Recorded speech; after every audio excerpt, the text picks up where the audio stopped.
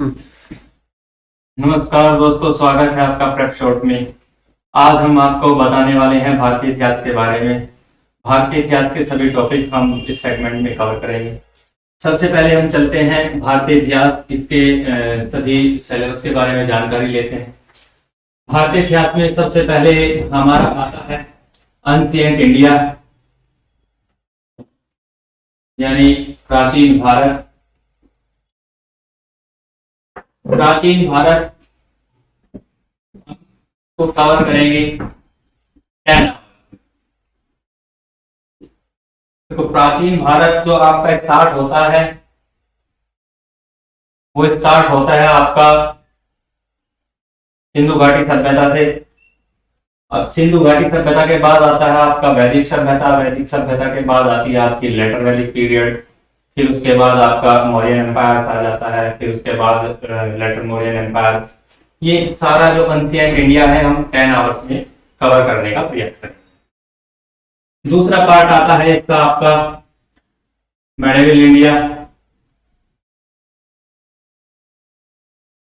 Medieval India यानी मध्यकालीन भारत।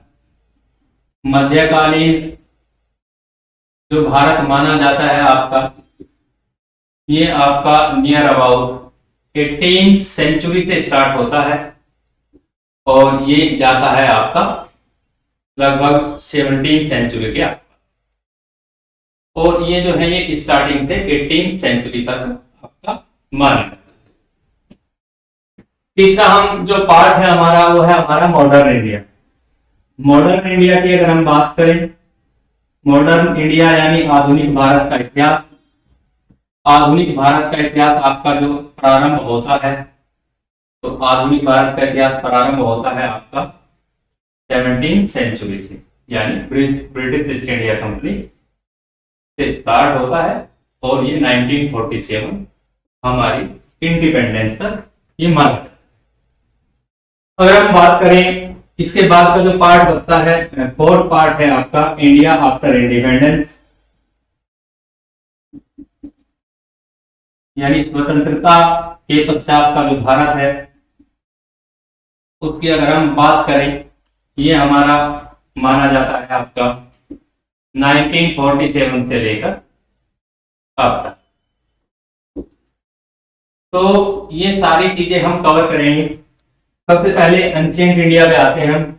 लगभग हम 10 आवर में एंशिएंट इंडिया कवर कर लेंगे, 10 आवर में मेडिवल इंडिया कवर कर लेंगे और 10 आवर में ही हम मॉडर्न इंडिया कवर कर लेंगे। जब तक इस पार्ट की बात है, इसको भी हम 5 to 6 आवर में इस सेगमेंट में कवर करने का प्रयास करेंगे।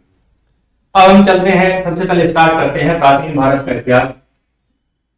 प्राचीन भारत का इतिहास जो है हमारा, सबसे पहले इतिहास को जानने के लिए क्या सोर्स होते हैं, कहां से हमें इतिहास की जानकारी मिलती है, ये सारी चीजें हम यहाँ पर बताने का प्रयास करेंगे। देखिए, सोर्स की अगर जो बात है कि हमको सोर्स कहां से मिलते हैं, उनके बारे में हम पता करेंगे।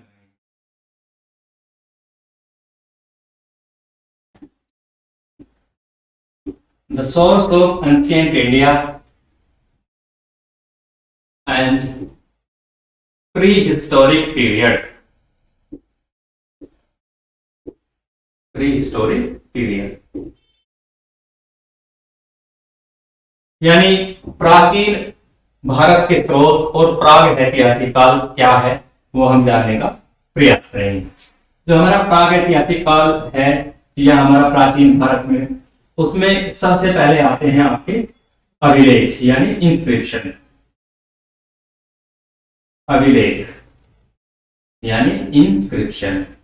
अगर हम इंस्क्रिप्शन की बात करें तो बहुत सारे अभिलेख हैं जहां से हमें जानकारी मिलती है। इंस्क्रिप्शन में जैसे कि हमको पता है, हमारे जो हाथी गुम्फा इंस्क्रिप्शन है, सहबाजगढ़ी इंस्क्रिप्शन है, अशोकाज के जो इंस्क्रिप्शन है, जो अभिलेख हैं, उनसे हमें इतिहास की जानकारी प्राप्त होती है। नंबर 2 पे आता है आपका कॉइन्स यानी सिक्के। प्राचीन काल में जो सिक्के हमको खुदाई के समय मिलते हैं, उनसे भी हमें इतिहास की जानकारी मिलती है। तो ये कॉइन्स हैं। अलग अलग टाइम पीरियड में अलग अलग शासन व्यवस्था ने कौन स्टार्ट किए, उन कौन से हमें उस स्टेट की आर्थिक एक्टिविटी के बारे में हमें मालूम होता है। नंबर 4 आता है आपका स्मारक एवं भवन, यानी मेमोरियल्स एंड बिल्डिंग्स,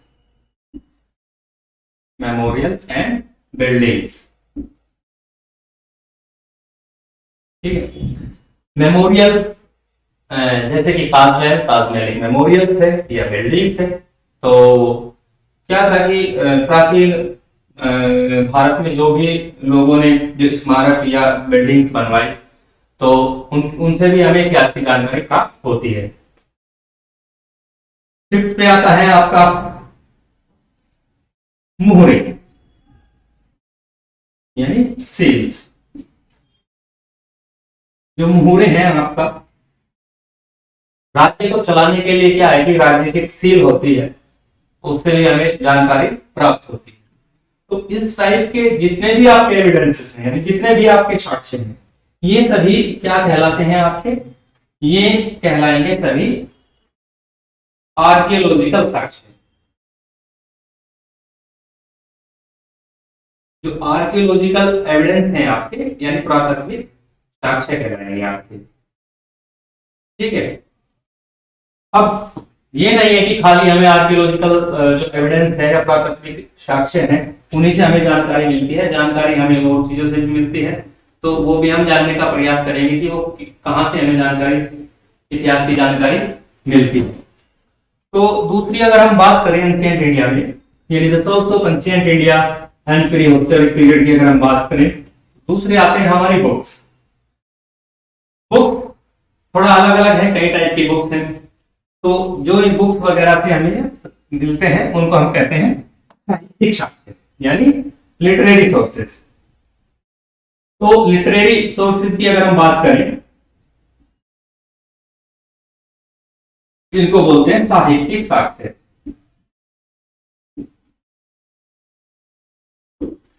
साहित्यिक साक्ष्य की अगर हम बात करें तो सबसे पहले प्राचीन भारत में हम इंडियन स्क्रिप्चर्स, यानी जो भारतीय ग्रंथ हैं, उन पे आ जाते हैं। तो इंडियन स्क्रिप्चर्स जो होते हैं आपके, उनमें हम बात करें तो सबसे पहले आते हैं आपके वेद, यानी वेदास। वेदास में आपके आते हैं ऋग्वेद, यजुर्वेद, सामवेद और अथर्ववेद। वेदास हमें क्या है, इतिहास के बारे में जानकारी देते हैं। वेदास से हमें जो है प्राचीन भारत की आर्यन जो सिविलाइजेशन है उसके बारे में जानकारी मिलती है। दूसरी अगर हम बात करें तो आता है आपका उपनिषद। उपनिषद मेनली ब्राह्मण जो धर्म है, ब्राह्मण जो रिलीजन है, उसके बारे में जानकारी देती है। इसी तरह आपके पुराण हैं, जो पुराण हैं उनसे भी हमें जो है सनातन संस्कृति के बारे में जानकारी मिलती है। तो ये जो मेनली आपके जो हैं, ये आपके जो इंडियन स्क्रिप्चर है उनसे हमें जानकारी मिलती है। फिर थोड़ा हम प्राचीन भारत में ही थोड़ा आगे बढ़े तो कुछ उस टाइम के जो है एमिनेंट राइटर्स हैं, जो प्रसिद्ध लेखक हैं, उन्होंने कुछ पुस्तकें लिखी हैं, उनसे भी हमें उस टाइम पीरियड के हिस्ट्री के बारे में जानकारी प्राप्त होती है। तो उनमें कौन कौन सी चीजें आती हैं, उनमें आते हैं जैसे चाणक्य का अर्थशास्त्र। अर्थशास्त्र से हमें क्या है कि मौर्य काल के इतिहास की पूरी जानकारी मिलती है। ये मौर्य काल के टाइम पीरियड की पॉलिटिकल साइंस की एक बुक है, तो ये आता है। दूसरा हमें क्या है कि कल्हण द्वारा जो रचित है राजतरंगिणी, तो उससे भी हमें जानकारी मिलती है। राजतरंगिणी जो पुस्तक है मेनली कश्मीर के इतिहास के बारे में जानकारी देती है। तो कश्मीर में जितने भी वंश रहे हैं, जिन्होंने शासन किया है, ये सारा हमें राजतरंगिणी से प्राप्त होता है। ठीक है, तो कल्हण द्वारा रचित है आपकी राजतरंगिणी। समझ में आई बात है, राजतरंगिणी। ऐसे ही और भी बहुत बुक्स हैं हमारी, जैसे कि हमारी पाणिनि की एक व्याकरण की बुक है, उसका अध्याय, उससे भी हमें थोड़ा जानकारी मिलती है। ठीक है, और भी बहुत सारे पुस्तक हैं, जैसे कि कालिदास विरचित अभिज्ञान शाकुंतलम, तो इससे भी हमें जानकारी हिस्ट्री की मिल सकती है। तो ऐसे ही हमें हिस्ट्री के सोर्सेज जो हैं वो हम प्राप्त करते हैं। जहां तक बातें इन ग्रंथों की है, ये अलग अलग समय में अलग अलग शासकों के कार्यकाल में लिखे गए हैं।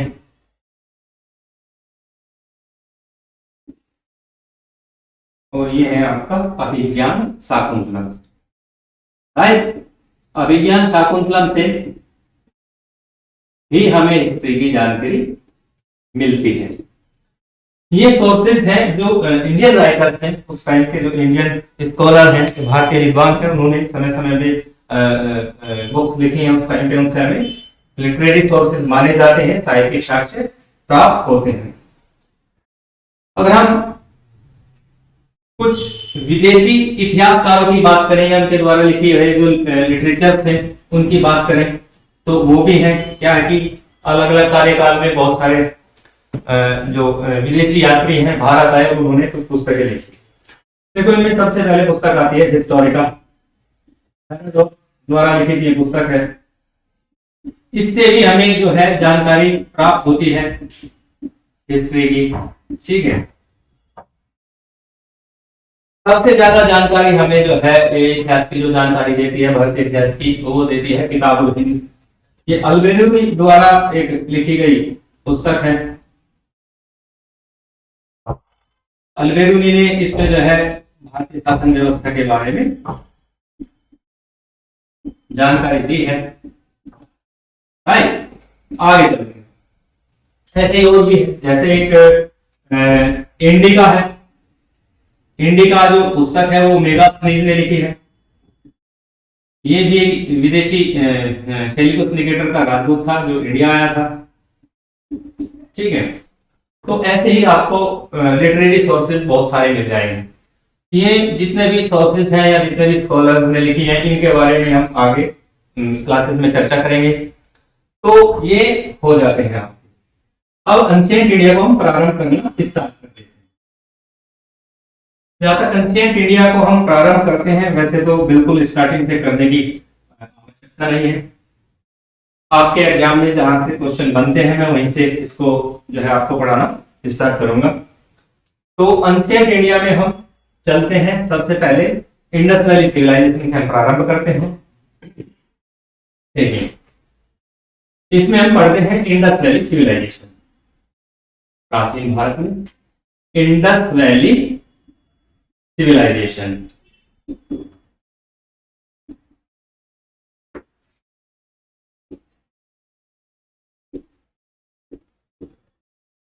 इंडस वैली सिविलाइजेशन यानी सिंधु घाटी सभ्यता।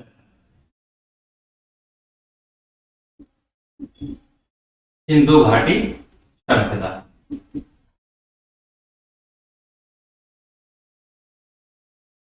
इसको सिंधु घाटी ही सभ्यता क्यों नाम दिया गया, ये हम जानेंगे। देखिए, क्या है कि पहले ये मान्यता थी कि जो भारतीय इतिहास का जो प्रारंभ है वो सिकंदर से थोड़ा पहले या वैदिक आर्यों से प्रारंभ माना जाता था। लेकिन हुआ क्या था कि 1921 में एक आर्कियोलॉजिस्ट थे दयाराम थानी, उन्होंने एक साइट की खोज की। ठीक है, जिसका नाम था हड़प्पा। ठीक है, जैसे ही हड़प्पा की खोज की कि हमें यह मालूम हुआ कि वैदिक सिविलाइजेशन से पहले भी एक सिविलाइजेशन थी जिसका नाम था इंडस वैली सिविलाइजेशन, जो वैदिक सिविलाइजेशन से ज्यादा विकसित और नगरीय थी। 1922 में हमें एक और साइट का पता लगा जिसको राखालदास बैनर्जी ने सर्च किया। ठीक है, तो राखालदास बैनर्जी के सर्च करते हमें ये जो है ना कंफर्म हो गया कि वास्तव में एक सभ्यता थी जिसका नाम सिंधु घाटी सभ्यता। इन्होंने एक साइट खोजी जिसका नाम था आपका मोहनजोदारो यानी मोहनजोदड़ो। तो यहां से हमें क्या हुआ कि इसके बारे में हमको जानकारी प्राप्त हो गई। देखो, जहां तक सिंधु घाटी सभ्यता की बात है, ये एक ब्रोंज एज सिविलाइजेशन है यानी कांस्य युगीन आपकी संस्कृति है। तो मैं इसके बारे में आपको बताऊंगा सिंधु घाटी सभ्यता क्या थी, यहाँ के लोग क्या करते थे, क्या इनका जो है पेशा था, जीवन शैली कैसी थी, धार्मिक और राजनीतिक जीवन कैसा था, आर्थिक जीवन कैसा। तो अगर हम सिंधु घाटी सभ्यता की बात करें तो ये सिंधु घाटी सभ्यता आपकी, मैंने बताया आपको, इसको मैं लिख देता हूं, Indus valley civilisation.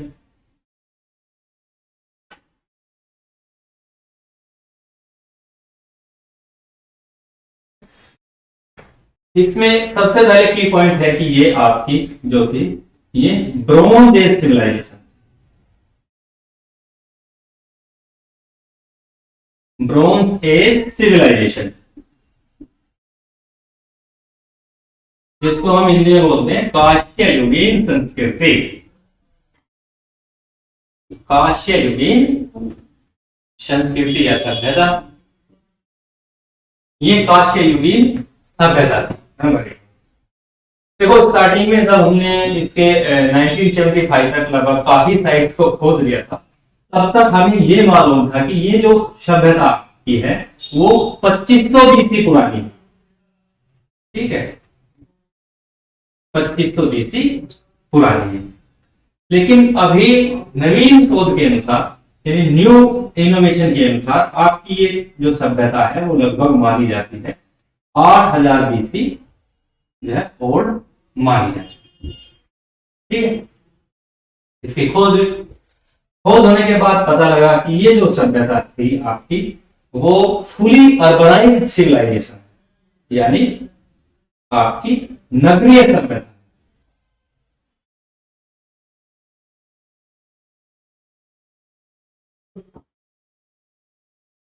Urban civilisation है,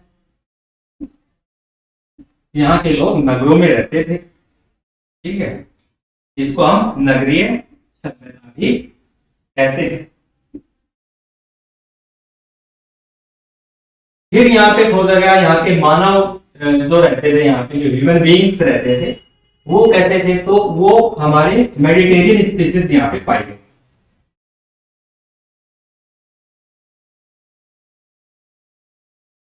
जो मेडिटेरियन जो स्पीसीज हैं इनको हम कहते हैं भूमध्य सागरीय, भूमध्य सागरीय प्रजाति के लोग यहाँ पे पाए गए आपके।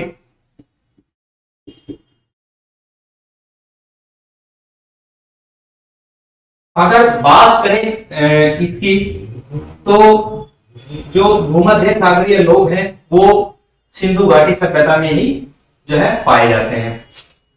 फिर अगर हम बात करें, यहाँ पे दो साइट्स थी यहाँ की, एक कालीबंगा बोलते हैं जिसको, कालीबंगा या कालीबंगन, और एक है रंगपुर।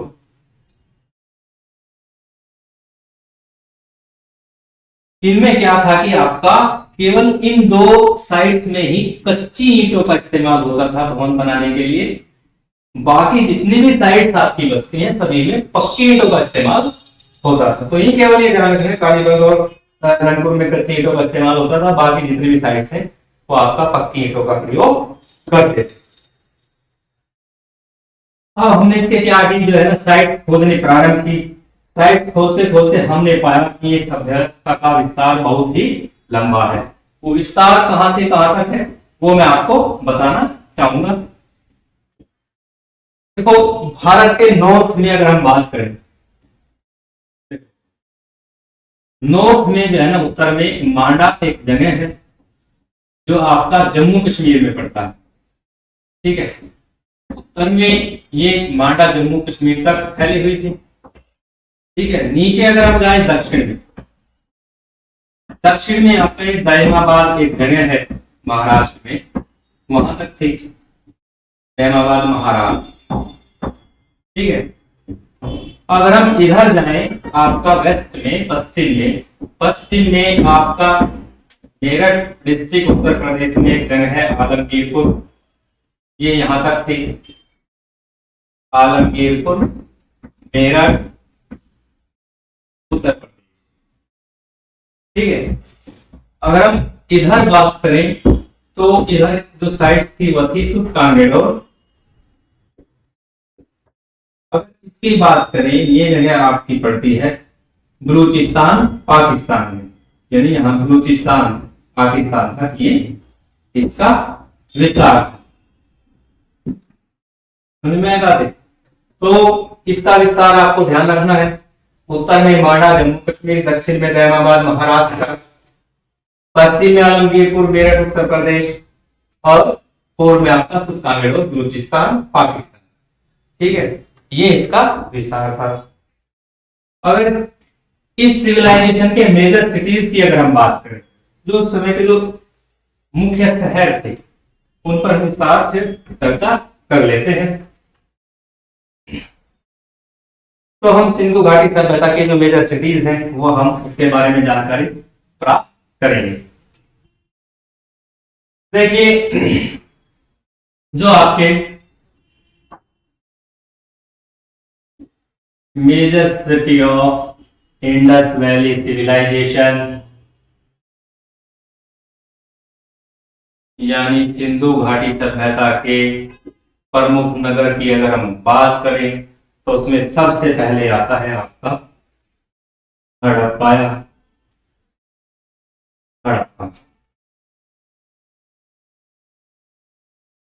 अगर हम हड़प्पा नगर की बात करें, देखिए ये जो हड़प्पा नगर है आपका, ये 1921 में इसकी खोज हुई थी, और ये इसका जो खुदाई का जो कार्य करवाया गया था, ये इसकी जो खोज की थी वो की थी दयाराम साहनी नाम के, मैंने बताया आर्कियोलॉजिस्ट थे, उन्होंने इसकी खोज की थी। ठीक है, अब बात करें कि जो हड़प्पा जो नगर है वो किस नदी के किनारे पर था। तो अगर हम बात करें तो आपका रावी नदी के किनारे पर ये नगर बसा हुआ था। ठीक है, अगर स्थान की बात करें तो स्थान आपका जो है हड़प्पा का वो है आपका मांटगोमरी जिला। मांटगोमरी जिला पंजाब पाकिस्तान में जगह आपकी सिचुएटेड है, ये आपको ध्यान रखना। ठीक है, खुदाई के बाद हमें पाया गया हड़प्पा की स्पेशलाइजेशन क्या थी। स्पेशलाइजेशन ये थी, यहाँ पे जो ना बिग ग्रैनरीज पाई जाती थी, यानी बड़े अन्नागार पाए जाते थे। तो ग्रैनरीज क्या होती है? ग्रैनरीज होती है कि पूरे वर्ष का जो अनाज है वो इकट्ठा करके रखा जाता है, तो बड़े बड़े गोडाउन टाइप जिनको बोलते हैं। तो यहाँ पे क्या होता है कि बिग ग्रैनरीज यहाँ पे मिलती थी। ठीक है, इनको हिंदी में बोलते हैं बड़े अन्नागार। यहाँ की स्पेशलाइजेशन, ये आपको याद रखना। तो हड़प्पा की जो स्पेशलाइजेशन वो बड़े अन्नागार। एक वर्ष पश्चात हमको दूसरे नगर खोजने को मिला जिसको बोलते हैं मोहनजोदड़ो या मोहनजोदारो। मोहनजोदारो।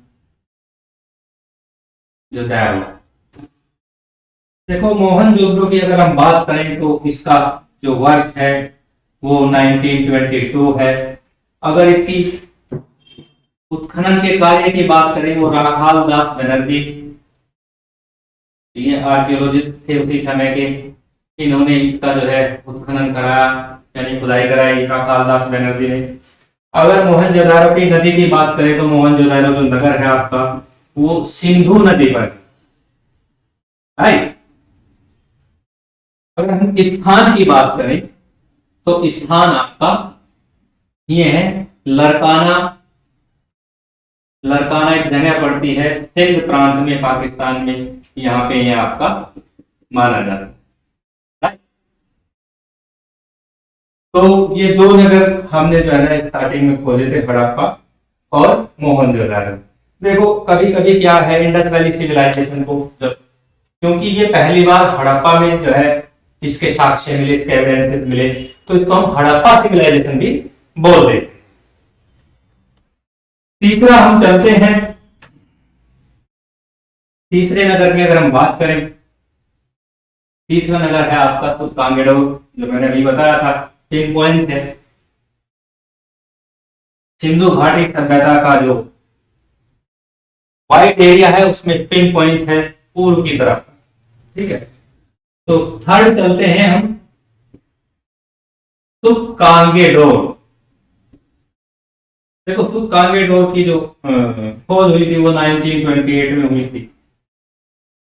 1928 में हमको खोजने को मिला सुतकांगेडोर हड़प्पन साइट थी। और इसकी जो खोज की थी वो अरेन स्टेइन एक जो है इंग्लिश हिस्टोरियन थे, सॉरी आर्कियोलॉजिस्ट थे, उन्होंने इसकी खोज की। अगर इसकी हम रिवर की बात करें तो ये आपका दास्क रिवर है। दास्क नदी के किनारे पर ये शहर बसा हुआ था आपका।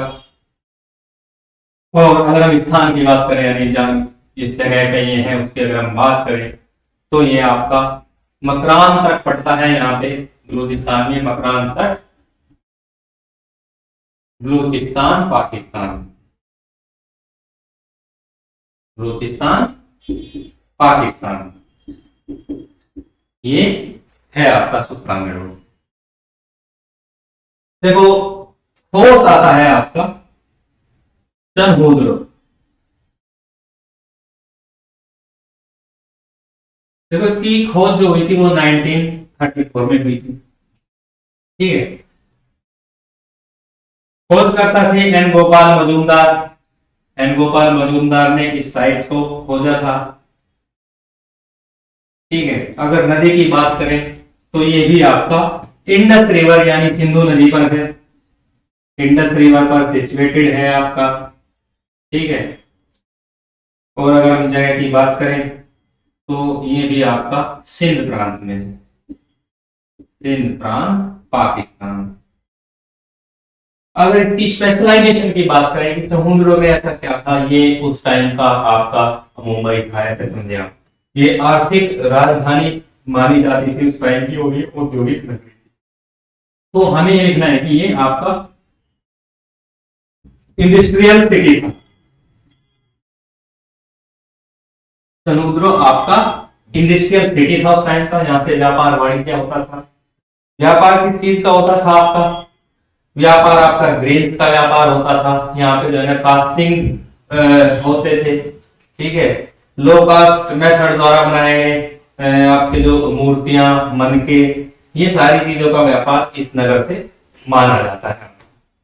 ठीक है, नेक्स्ट चलते हैं आपका फिफ्थ पे चलते हैं। अगला जो साइट है हड़प्पन साइट है, उसके बारे में हम थोड़ा सा जो है चर्चा कर लेते हैं। नेक्स्ट जो साइट है फिफ्थ पे आपकी, वो है आपका रोपड़। देखो रोपड़ डिस्ट्रिक्ट है पंजाब का, पंजाब यानी भारत वाला पंजाब। ठीक है, 1950 में इसको खोजा गया था। इसको खोजा किसने था?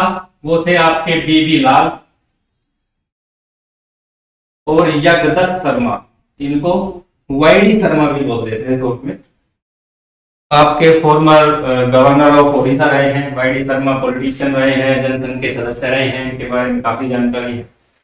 तो वाईडी शर्मा ये पंजाब के रहने वाले थे, यज्ञदत्त शर्मा।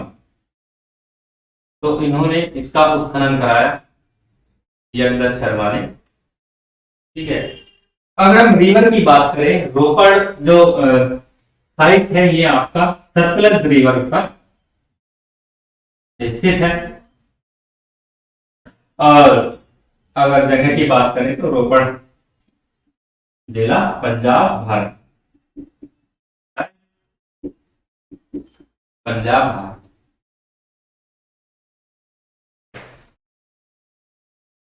नेक्स्ट आता है आपका कालीबंगन। कालीबंगन आपका खोजा गया 1951 में, ए रघुनाथ राव।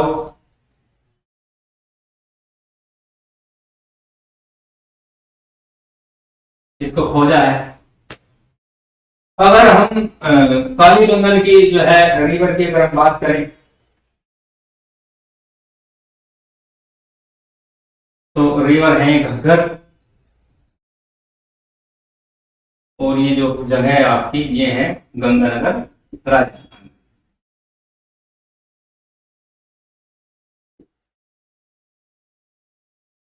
राइट। कालीबंगन में क्या जो है चीजें किस लिए स्पेशल माना जाता है? देखो, कालीबंगन का मीनिंग ही होता है काले रंग की चूड़ियां, ये आपको ध्यान रखना है। ठीक है, काले रंग की चूड़ियां। अगर हम यहाँ पे बात करें कालीबंगन में, तो यहाँ पे सबसे पहले जो है ना कोइन फील्ड यानी जुते हुए खेत के साक्ष्य यहाँ से मिले हैं। तो ये भी आपको ध्यान रखना है कि पूछ लेते हैं एग्जाम में, जुते हुए खेत के साक्ष्य सर्वप्रथम कहां से प्राप्त हुए। ठीक है, तो ये आपको बताना है कालीबंगन से आपको जुते हुए खेत के साक्ष्य मिले। नेक्स्ट चलते हैं, तो मिटा देते हैं।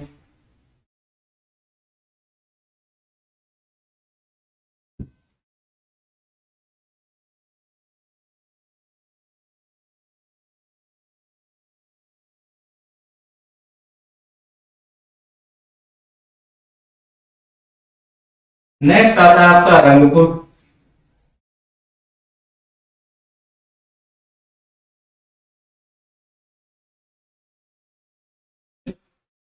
रंगपुर की अगर हम बात करें तो रंगपुर को खोजा गया था 1951 में, 1953 सॉरी। तो 1953 में इसको डॉक्टर एस आर राव ने खोजा था। ठीक है, अगर इसकी नदी की बात करें तो ये भादर नदी पे स्थित है। अगर हम जगह की बात करें, अहमदाबाद गुजरात में जगह है, यहाँ पे ये नगर सिचुएटेड है, ये आपको ध्यान रखना है। ठीक है, रंगपुर के बाद नेक्स्ट आता है आपका लोथल। लोथल बहुत इंपॉर्टेंट है इंडस वैली सिविलाइजेशन के अंदर, और लोथल की जो खोज हुई है वो ये 1955 में। ठीक है, देखो ये जो लोथल है आपका, ये नगर, ये मेजर पोर्ट माना जाता था उस टाइम का। ये आपको ध्यान रखनी है कि प्रमुख बंदरगाह लोथल को माना जाता था। गुजरात के कोस्टल एरिया पे ये सिचुएटेड था। ठीक है, ये आपको ध्यान रखना है, गुजरात का कोस्टल एरिया पे सिचुएटेड था। अब भारत के पूर्व में स्थित होने के कारण ये वेस्टर्न एशिया से व्यापार के लिए सबसे ज्यादा फेमस माना जाता है। तो मुख्य जो काम था इस नगर का वो था ट्रेड विद वेस्टर्न एशिया। ये आपको ध्यान रखना है, ट्रेड विद वेस्टर्न एशिया। ठीक है, नेक्स्ट अगर हम नगर की बात करें तो नेक्स्ट नगर आता है आपका, वो है आपका आलमगीरपुर, जो पिन पॉइंट है इधर वाला, पश्चिमी line of Indus valley civilisation. ये 1959 में खोजा गया। वहीं जो वाईडी शर्मा यानी यज्ञदत्त शर्मा थे, उन्होंने इसको खोजा। ये आपको ध्यान रखना है। अगर हम रिवर की बात करें तो ये हिंडन रिवर पर सिचुएटेड है। ठीक है, हिंडन रिवर पर ये सिचुएटेड है आपका। और स्थान की अगर हम बात करें तो ये आपका मेरठ जनपद उत्तर प्रदेश में आपका है। ये आपको ध्यान रखना है। हालांकि ये सभी हड़प्पन साइट्स हैं। ये इन सभी साइट से हमें जो है इंडस वैली सिविलाइजेशन के बारे में जानकारी प्राप्त होती है। अब हम इंडस वैली जो सिविलाइजेशन है उसकी क्या विशेषताएं थी, लोग क्या करते थे, व्यापार वाणिज्य कैसा था, ये सारी चीजें हम इसमें जो है सिंधु घाटी सभ्यता में हम जानने का प्रयास करेंगे। देखिए क्या है आपका, अगर हम सिंधु घाटी सभ्यता का जो धार्मिक जीवन है उसके बारे में अगर हम बात करें, रिलीजियस जो लाइफ है, रिलीजियस बिलीफ क्या था इनका, वो हम जानने का प्रयास करेंगे। ठीक है, तो इसमें सबसे पहले ये क्या थे कि ये मातृ देवी की पूजा करते थे। ठीक है, ये आपको पता होना चाहिए। रिवर्थ यानी पुनर्जन्म में विश्वास करते थे, पुनर्जन्म में विश्वास था इनका। ठीक है, सोसाइटी मैट्रियार्कल सोसाइटी थी, मातृसत्तात्मक समाज था। उसके बावजूद भी जो है ये जो हमारे देवता हैं रुद्र, उनकी भी पूजा करते थे। ये भी आपको ध्यान रखना है, ये इनका धार्मिक जीवन है। ठीक है, अगर हम राजनीतिक जीवन पे इनके जो है पॉलिटिकल लाइफ की बात करें, इनकी पॉलिटिकल लाइफ कैसी थी, तो पॉलिटिकल लाइफ में अगर हम बात करें तो यहाँ पे जो एडमिनिस्ट्रेशन था वो दोनों तरीके का, यानी डेमोक्रेसी भी देखने को मिलती थी और मोनार्की, यानी जनतंत्र और राजतंत्र दोनों देखने को इसमें मिल जाएंगे आपको। ठीक है, अगर हम डेमोक्रेसी की बात करें तो आपका जो नगर है मोहनजोदड़ो, वो डेमोक्रेटिक सेटअप में था। मोहनजोदड़ो जो नगर था वो डेमोक्रेटिक सेटअप में माना जाता है। अगर हम इनका थोड़ा आर्थिक समरी, अगर हम इकोनॉमिकल समरी हम देखें, आर्थिक जीवन में अगर हम प्रकाश डालें इनके थोड़ा सा, तो ये इनका जो प्राइमरी प्रोफेशन था वो ये लोग ट्रेड करते थे। अगर हम प्राइमरी प्रोफेशन की बात करें तो ये क्या करते थे, ट्रेड।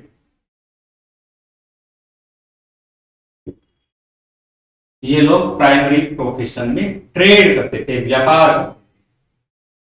अगर सेकेंडरी प्रोफेशन की अगर हम बात करें तो ये लोग एग्रीकल्चर करते थे।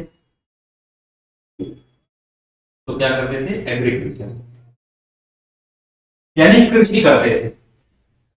अगर हम इनकी एग्रीकल्चर में मेजर क्रॉप्स की अगर हम बात करें तो मेजर क्रॉप्स, दो मेजर क्रॉप्स ही करते थे। ठीक है, तो मेजर क्रॉप थी व्हीट यानी गेहूं, और बार्ली यानी जौ। लिख देता हूं, गेहूं और जौ इनकी मुख्य फसलें, और कृषि के साथ पशुपालन भी है लोग।